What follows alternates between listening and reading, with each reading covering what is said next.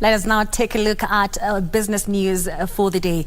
Now, cyber attacks have almost doubled in the last year, making Kenya one of the top cybercrime hotspots in Africa.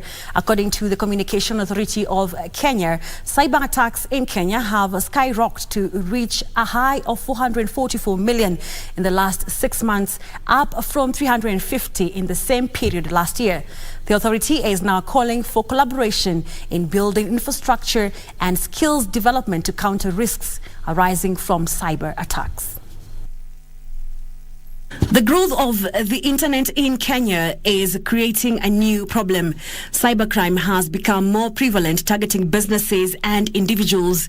The Communication Authority of Kenya Director General Ezra Chiloba says with a digitally connected society, attacks are expected to increase going forward, calling for collaboration between stakeholders. In the last 1 year, cyber attacks have skyrocketed to reach a high of 444 million, ranking Kenya among the top 3 most targeted countries in Africa, alongside South Africa and Nigeria. As I mentioned, there is a high penetration rate in Kenya, 65 million people. So obviously the mobile phone becomes one avenue of perpetrating cyber attacks, and so are computers.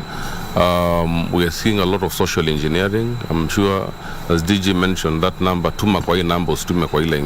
we need to innovate more to ensure that the infrastructure that we deploy in terms of monitoring and intervening in the cyber security arena is relevant and also is affordable.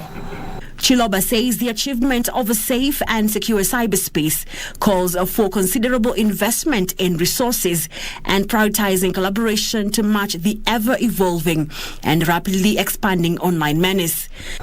And in Kenya, what we have done when it comes to collaboration is to work with other partners, both within government and outside government, to ensure that we share insights and putting our resources together to ensure that there is proper monitoring of the cyberspace and necessary action or intervention being taken to ensure that we reduce the risk of cyber threats.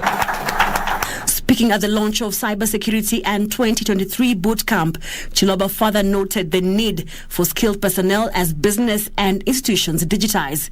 Experts are calling for a ramping up of capacity building and mentorship among upcoming professionals as a good strategy to grow a formidable pool of cyber experts in the country. As a skill part, we try to build up the skills of the professionals that we'll have in the space, and especially those within the academia. Over 6,000 students have signed up for the bootcamp geared at enhancing cybersecurity skills.